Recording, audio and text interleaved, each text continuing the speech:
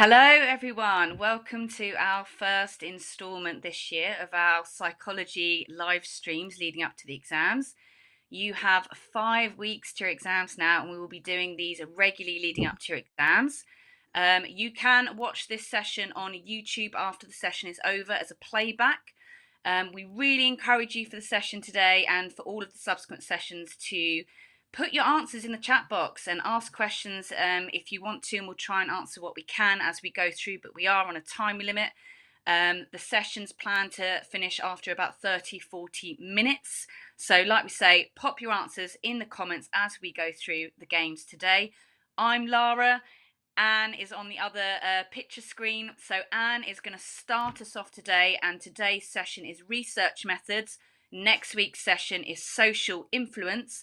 If you would like to look at the schedule, then please make sure on Instagram you follow Tutor to You Psych, where the schedule has already been posted for the weeks commencing leading up to your exams in terms of what topics will be covered. So over to Anne, who's going to start us off with research methods today. Okay, so the first activity is our bubble quiz, and the number of answers that are actually correct once we get the questions can range to none of them. None of them might be correct, or all four. Okay, so let's have a go at the first one. So which of the following could affect results if not controlled? And like Lara said, use the chat box. Hopefully by the end you'll hate it a little bit less. Explode.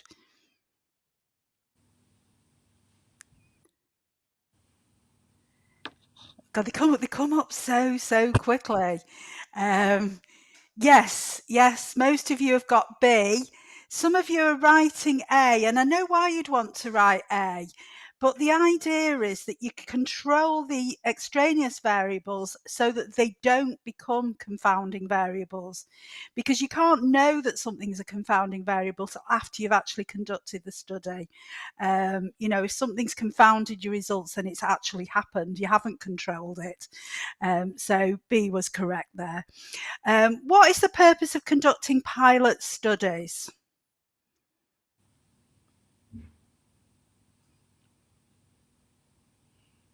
And remember, there can be more than one answer.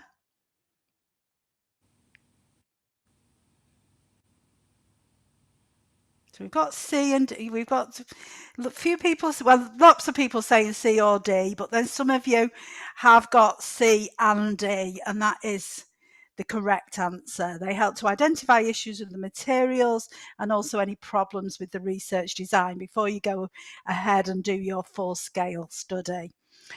Okay, so what is a type 1 error? Again, remember that there can be more than one, there can be up to 4 correct answers.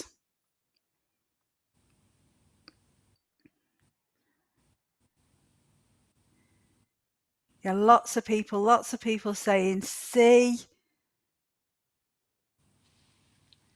Lots of people giving D. We've got A as well. Yep, A in there. We've got everything. We've got everything coming up here, but it's not B. Okay, it can't be. It can't be B and D. So it's what happens if you make your probability level 2 lenient, which is A, then you're more likely to accept a hypothesis that's false. So it's a false positive. So well done, because I think type 1 and type 2 errors are tricky. Which of these are key features of science? Oh yeah, that glossary is so useful. If you haven't got the link to there or downloaded it, I recommend that you do. So which of these are key features of science?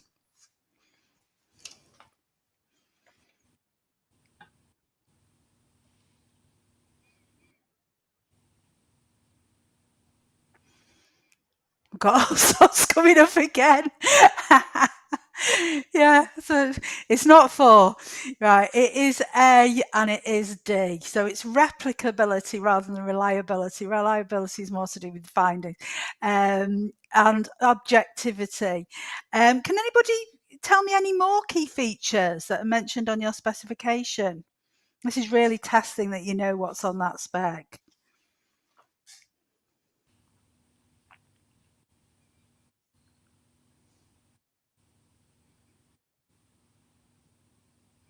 Everybody's going, ooh, ooh, ooh, ooh. Oh, falsifiability, excellent. Falsifiability, empirical methods, brilliant. Somebody help and say what's objectivity. It's hard without using the word objective in it. Okay, what is the purpose of peer reviews? Yep, theory construction, Joshua, you're right there. Hypothesis testing. Yeah, paradigms comes in that section too. So what is the purpose of peer reviews? Yeah, that's nice. That's an answer to objectivity, isn't it? Being objective, being unbiased. Okay, so question 5, what we have in here.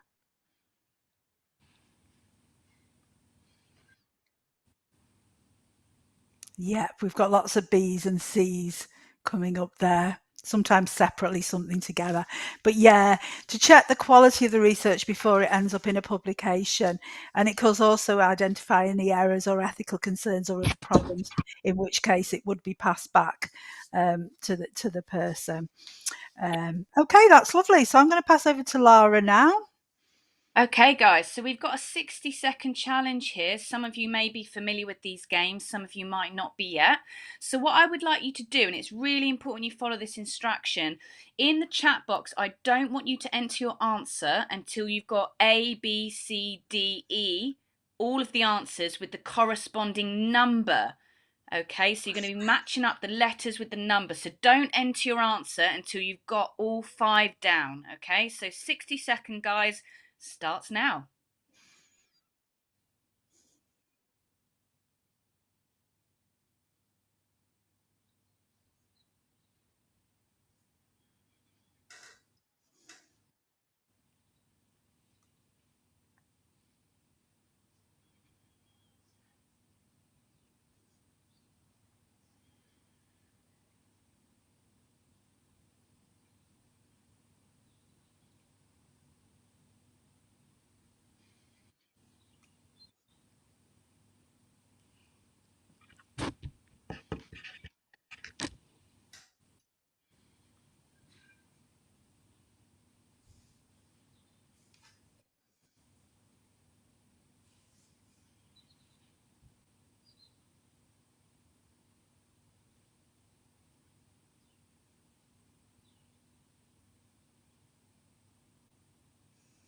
Okay, excellent. So I think Izzy, well done, Izzy, there. I think Izzy was the first one in the chat to get all of those 5 correct. So well done. And then a lot of you followed suit there. So if we just go through the standardization, ensuring participants have the same experience in a study, such as receiving the same instructions or the same amount of time for a task, for example. B, random allocation was 3, so placing participants into groups, conditions of the study in a non-biased way, okay, because that is allocating participants, whereas randomization is a way to present materials in a non-biased way to participants. And then we got our double blind. So this is where neither the researcher or the participants know who or which is the experimental or control group. And lastly, we've got our investigator effects, guys. So this is when traits of the researcher, could even just be simple like their gender, can affect the performance of participants in research. So well done, those of you. It's really good to see that quite a lot of you got that one correct. So that's really encouraging. Okay, so now we've got our 5, 4, 3, 2, 1. You've got 2 minutes to answer these questions. And again, a bit like with Lara said for the last one, although maybe put the 5 in and then go on to the 4 and then the 3. I think that might work. I'm not sure. It might end up being a big chat if you put everything into one box. But you've got 2 to do this. So it's like 5 examples of interlevel of measurement, 4 types of data, 3 experimental designs, and so on. Just have a go. Okay, so off we go.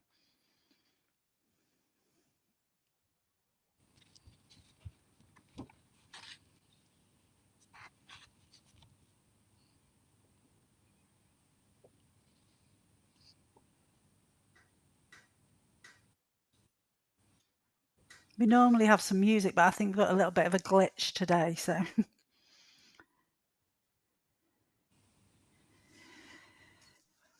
We're getting some good answers for the 5s. And then some of you are moving on to your types of data. Nominal interval and they are levels of measurement. They're not types of data. And we've got some experimental designs coming up. And then some of you are moving on to volunteer sampling, secondary and primary, yeah, qualitative and quantitative, very good.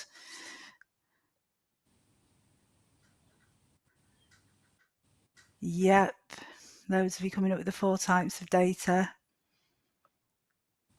And lots with the designs.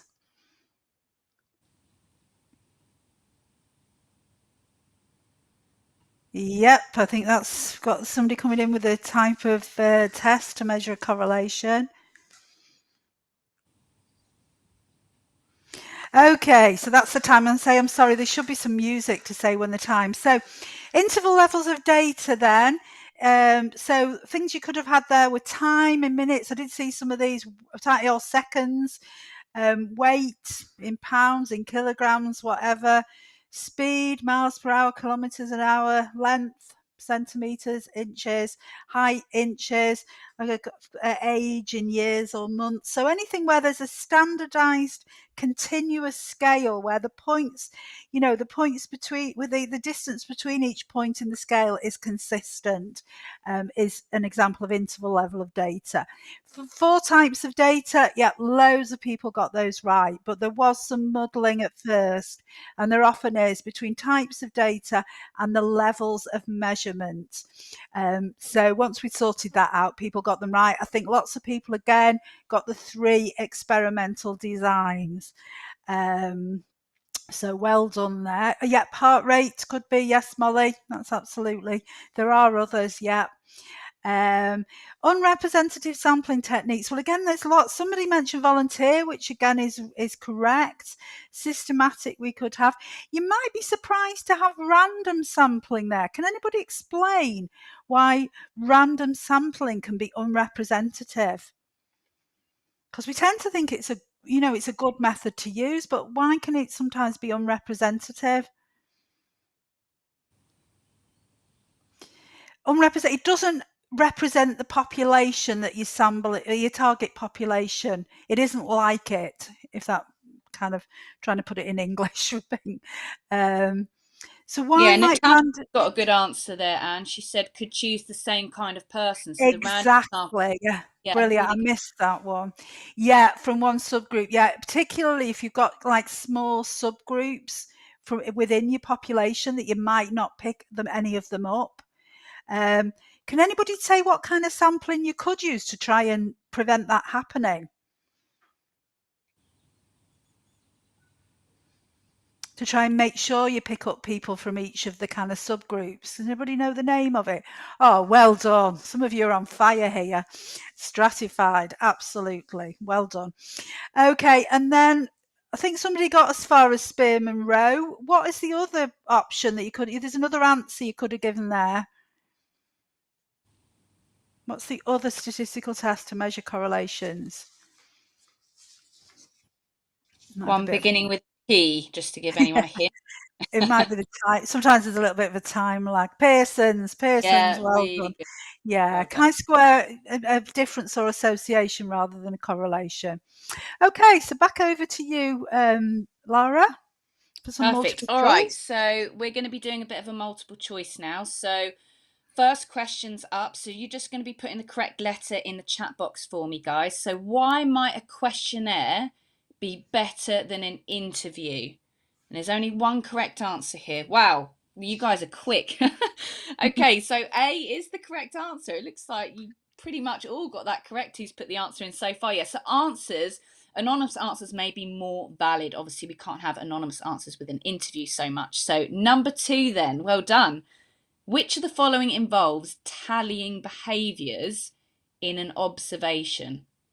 Tallying behaviours in an observation. Good. We'll just wait for a few more of you to input your answers. So a lot of you are saying C. Yeah, good. I think we got a resounding C there. And I just want to actually just speak to you a little bit about the difference between time and event sampling, because students often get these muddled or are not really sure when to apply them when they're asked to design a study. So I want you to think about time and event sampling as, let's say we're an observer and we're going to observe behavior for 30 minutes. We're going to do it for 30 minutes for time sampling and 30 minutes for event sampling, exactly the same. The difference with event and time, with event, we are recording when the behavior occurs. In other words, when the event occurs, we are tallying it within that 30 minutes. So whenever it pops up, we will write a tally down. Whereas time sampling, because sometimes the behavior happens too frequently, it wouldn't be effective, if you like, to do event sampling. So we would do time sampling. So we'd still observe for 30 minutes, but we might say, you know what, we're just going to record what's happening every 5 minutes on the dot for that 30 minutes. So we're going to record at 5 minutes, at 10 minutes, at 15, at 20, so on and so forth. We don't record at 4 minutes 50 or 4 minutes 50, 59. We record at 5 minutes, every 5 minute interval. Okay, so sometimes when the behavior occurs too frequently, we may adopt time sampling in comparison to event sampling. So that might be a justification there to think about. Okay, all right, number 3 then. What feature of science is concerned with the ability to prove or disprove research findings? And you guys, some of you have already said this already in the chat box, actually.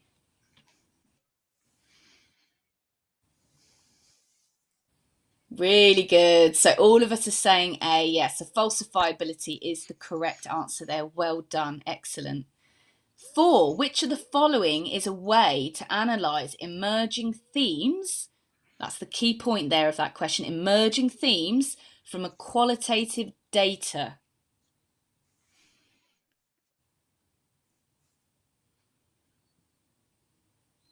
So this is not about predetermined themes. Really good. A lot of you are saying C, but some of you are saying B. Now let's just concentrate on that a moment and the difference between content and thematic analysis. Thematic analysis is when we have emerging themes from qualitative data. Content is when we have predetermined themes already set, and that is a key feature in terms of the difference between these two types of qualitative analysis. So please don't forget that, okay? 5. Which statistical test would not be used to analyse a correlation? Which one is not going to be used to analyse a correlation? What are we saying? A, B, or C, guys?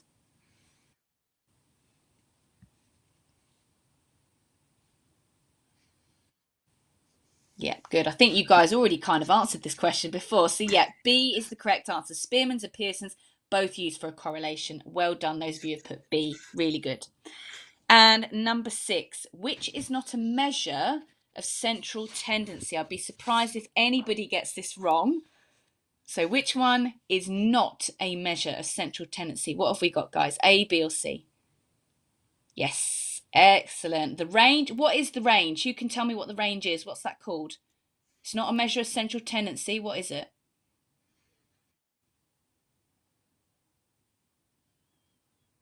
What is the range? Not a measure of central tendency, but a measure of dispersion. Yep, excellent. Spot on. Really good, guys. So back over to Anne for tell the difference. Well done.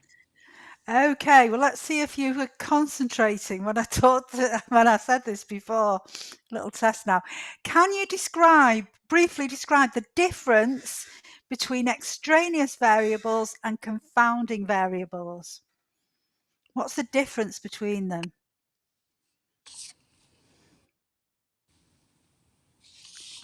No, Calix, they're different ways. A standard deviation is a measure of dispersion, so is the range. Oh, Imogen, you were so quick in there. Fantastic. Yeah. Confounding does change systematic with the DV, and it means that it looks like the independent variable is responsible for your changes in the dependent variable, and it isn't. So that's why it's such a big problem. The confounding variables, the EVs that you haven't managed to control, and you only really know about that afterwards. That's why you try and control as many extraneous variables as you can, because you don't want them to become confounding. In fact, Amelia, that's a lovely description there. Okay, fantastic. Some of you really, really know your stuff. Um, so well done, well done. Can you give an example? Well, it could be, I'm just trying to think off the top of my head. Um, if you don't What do you control, go on, what do you Laura. want an example from, Anne? What are you thinking I for? think they want an example of a confounding variable. Confounding could be something as simple as like the weather on an exam Yeah, day. So, for example, if you had two groups of students, one was sitting an exam on Tuesday morning, the other one was sitting an exam on Wednesday morning. Sun was shining brightly on Tuesday morning, everyone's mood was uplifted, they were feeling really positive and happy. And then on Wednesday morning's exam, it was, I don't know, thunderstorming or it was snowing or something like that, and everyone's mood changed. That would be an example of a confounding variable. We're unable to control the weather and how that would affect participants' mood in terms of being assessed for something, yeah, whether it be a cognitive yeah, assessment or something like that. Extraneous variable could be something similar in that same circumstance, like the lighting in the room. So if it's sunny one day and the lights weren't on, there was enough light in there, but on the Wednesday it was really miserable outside and the teacher didn't put the lights on and it sent students a bit to sleep and they weren't alert enough for the exam. That could have an effect. We can control that. We should have the lights on, yeah, to yeah. keep it consistent, yeah. Somebody said, "Why is weather not extraneous?" Well, it is, but it's just so, but you can't control it, so it becomes confounding. Yeah, yeah. Yeah, that's why you need to control as many potential, as many extraneous variables as you can, but there will always be some that you can't, like the weather, or that you haven't thought about. Um, how to control. Well, it's so difficult to, and we haven't got the time really to go through how to control because it's going to depend on what sort of study it is. Like Lara said, if you're doing anything where you're testing people in a room, then you try and make sure it's the same room for the different conditions and the lighting's the same, the temperature's the same, but it's going to depend on what it is that you're studying. Weather, because weather can influence mood. That's why that's a tricky one, isn't it? When it's dull and grey outside, that can affect your mood in a study. Even though you might be able to see what you're doing, your mood might affect it. So yeah, you just standardise everything as much as you possibly can. So that so this really ideally the only thing that should be different is the independent variable. Okay, so can we describe the difference then between test retest reliability and inter-rater reliability?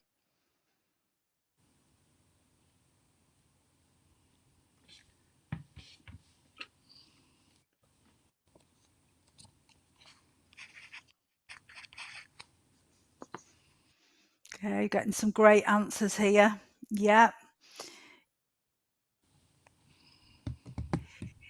Yeah, you could use inter-rater in experiments as well if you're getting people to rate people's behavior on something, but I get what you mean there.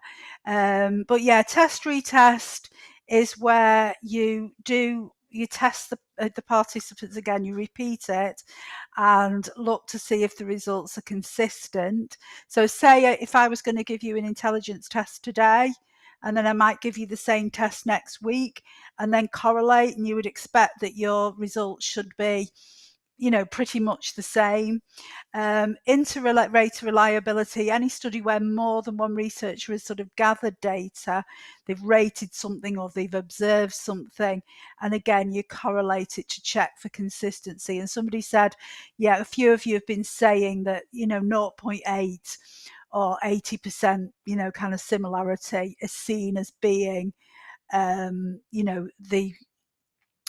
ideal, and then it's seen as being a reliable. It can be asked so many ways in Rosie, because it can be asked, you can be asked to how you would do it in a particular study. You could be asked what it was. There's lots of different ways that it can be asked, but well done. Okay, guys, so this is actually our last game for the session today. So it's called Calculation Countdown. So we've got a researcher measured the number of words participants could recall after watching a video. The results are here on the board: 12, 11, 9, 13, 10, 11, 3, 15. Your job is to calculate the mean score for this data set, please. So phones out, But in the exam, remember you need calculators, all your exams. And don't forget, guys, I know a lot of you are going to give the answers in the chat box, but I really would appreciate if you would show me and Anne your workings, because don't forget in the exam, if you did happen to calculate this incorrectly, you can still gain some marks if you've got partial workings that are correct. So it's really important, even if you think, oh, the mean's so easy to calculate, please do show your workings, okay? It's very easy to make a mistake on something like this, okay? So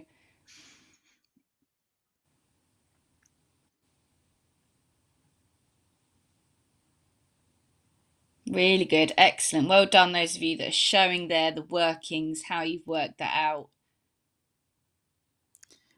I think somebody did the median there.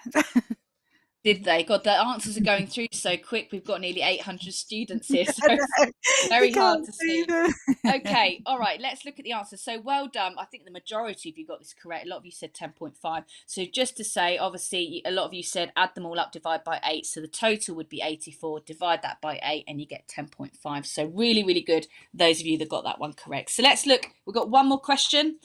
So psychologists analysed the number of people who experienced an improvement in their OCD symptoms following 6 weeks of taking SSRIs, in contrast to 6 weeks of a placebo. 26 out of 50 people taking the SSRIs said they noticed an improvement, whilst 13 out of 50 people taking a placebo said they noticed an improvement. Your job, convert these figures into percentages. Don't forget to show your workings, guys.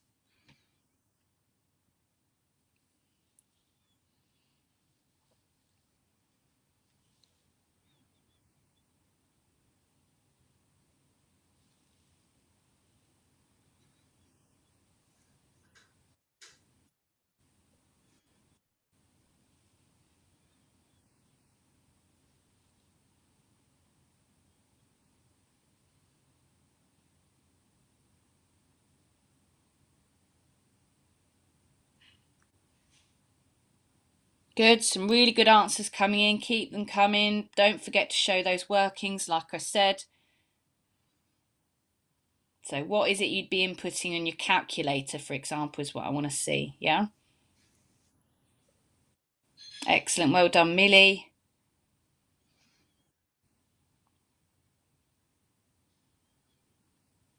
Yeah, really, really good. Okay, so let's have a look at the answers. So we should have, for the first one, 26 divided by 50 times 100 is our 52% for SSRIs, and placebo is 13 divided by 50 times by 100 is our 26%. So well done, all of you. You've done really, really well with getting those calculations correct.